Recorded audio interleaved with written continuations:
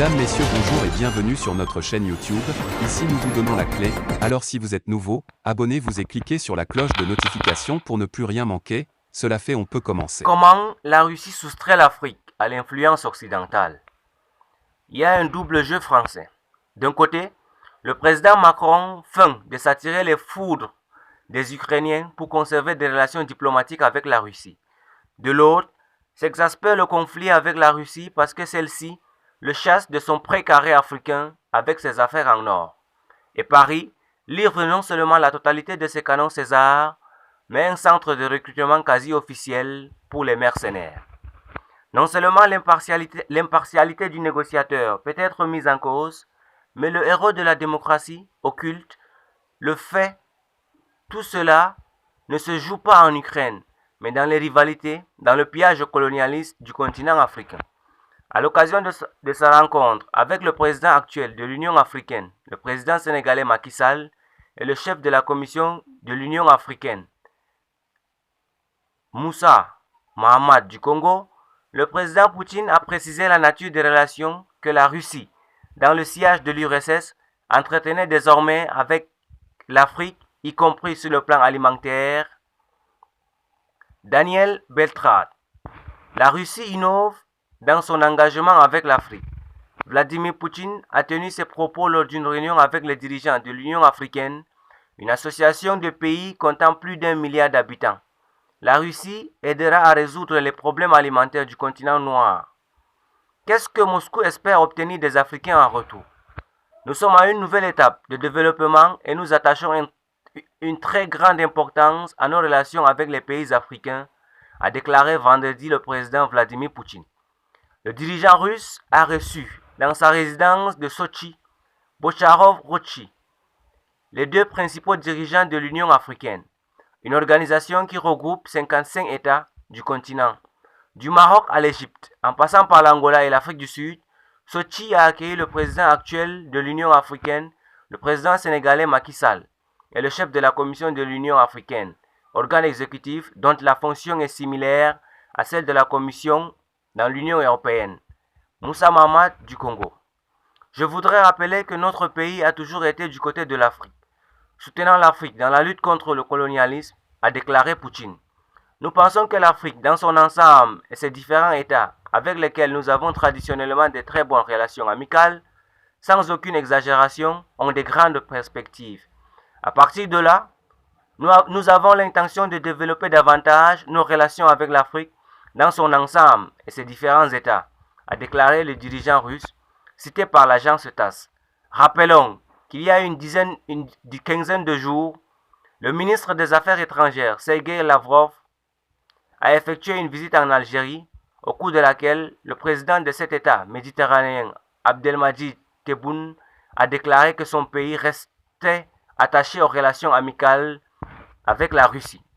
M. Poutine a rappelé que rien qu'au cours des premiers mois de cette année, le commerce entre la Russie et les pays africains a augmenté de plus d'un tiers, soit de 34%.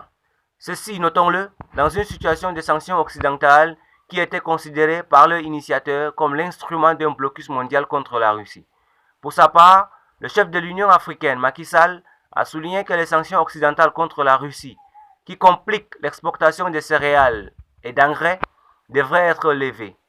Comme l'a expliqué la veille le porte-parole du Kremlin, Dimitrov Peskov, l'un des principaux sujets de la réunion avec les dirigeants de l'Union africaine était la profonde inquiétude du continent africain face à la crise alimentaire mondiale qui se prépare déjà. Il y a 2 jours, le secrétaire général des Nations Unies, Antonio Guterres, a admis que la crise alimentaire mondiale, qui pourrait condamner jusqu'à 220 millions de personnes à la famine, ne serait pas résolue si les produits agricoles de la Russie et de l'Ukraine ne revenaient pas intégralement sur le marché mondial. Notre pays augmente actuellement ses exportations de produits alimentaires pour aider à surmonter le conflit mondial, a déclaré vendredi à RT Maxime Oreshki, conseiller économique du président russe. La porte-parole du ministère des Affaires étrangères, Maria Zakharova, a expliqué précédemment que la Russie était prête à fournir des céréales à tous les pays qui en avaient besoin. Mais Cela est entravé par l'Occident qui, pour satisfaire ses intérêts politiques et accessoirement commerciaux, a imposé des restrictions aux navires étrangers entrant dans les ports russes et a mis en place un certain nombre d'obstacles supplémentaires, a déclaré Mme Zakharova. Notre pays est également prêt à assurer le passage en toute sécurité des navires transportant des céréales ukrainiens depuis le port de la mer Noire, a assuré le représentant permanent des Nations Unies auprès de l'ONU, Vasil Nebenzia. Mais, a-t-il ajouté, la partie ukrainienne doit d'abord retirer ses mines des eaux de ce port. La clarification de toutes ces difficultés liées aux expéditions de céréales sera communiquée par le président russe aux invités africains, a noté M. Peskov à la veille de la réunion de Sochi. Les dirigeants africains se retournent vers l'avenir. Selon eux, les importations de blé russe pourraient à l'avenir remplacer la production agricole africaine en déclin, a déclaré au journal Zigyat Alexander Zadenizivich, maître de conférence au département des études africaines de l'Université d'État de Saint-Pétersbourg. À propos, il convient de rappeler que les territoires libérés de la région de la mer Noire, tels que la région de Kherson, sont traditionnellement considérés comme des greniers à blé. En outre, ces territoires sont géographiquement proches des ports de Crimée et d'Azov. Il est clair que l'intérêt des pays africains pour la Russie ne se limite pas aux importations de céréales. Deux États du continent, l'Égypte et l'Algérie, figurent parmi les 5 premiers acheteurs d'armement russes avec l'Inde et la Chine. Au cours de ces 5 dernières années, la part de la Russie sur le marché mondial des exportations d'armes a atteint 20%, ce qui place notre pays en deuxième position après les États-Unis, a déclaré fin mai le vice-premier ministre et superviseur du complexe militaro-industriel, Yuri Borisov. Je pense qu'après l'exportation d'hydrocarbures, des denrées alimentaires, de blé, c'est probablement la troisième partie constitutive de nos recettes d'exportation, a déclaré M. Borisov.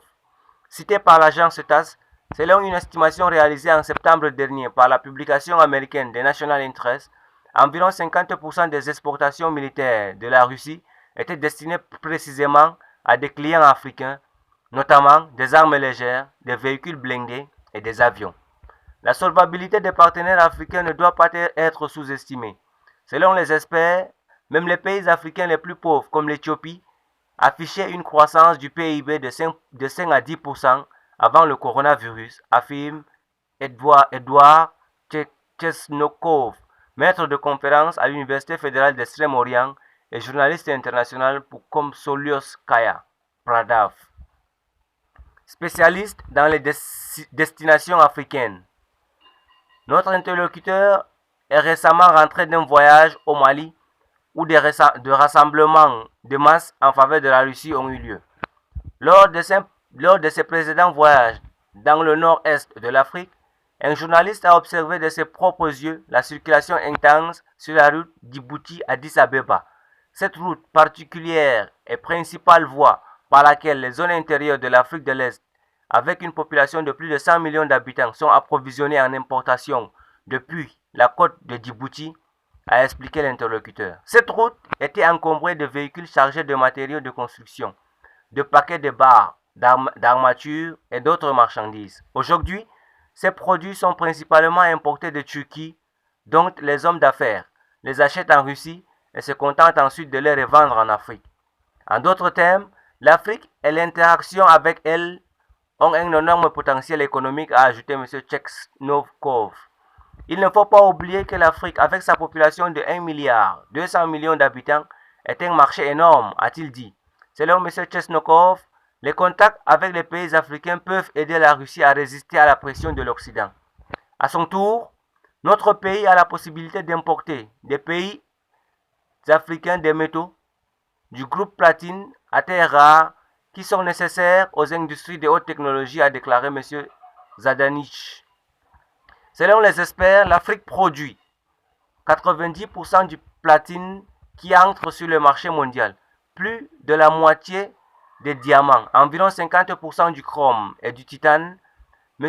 Zadenich a également évoqué le gisement d'or, d'uranium et de pétrole offshore, mais il ne faut pas oublier qu'il existe et existera un clivage entre les principaux acteurs mondiaux pour ces richesses, a ajouté l'expert.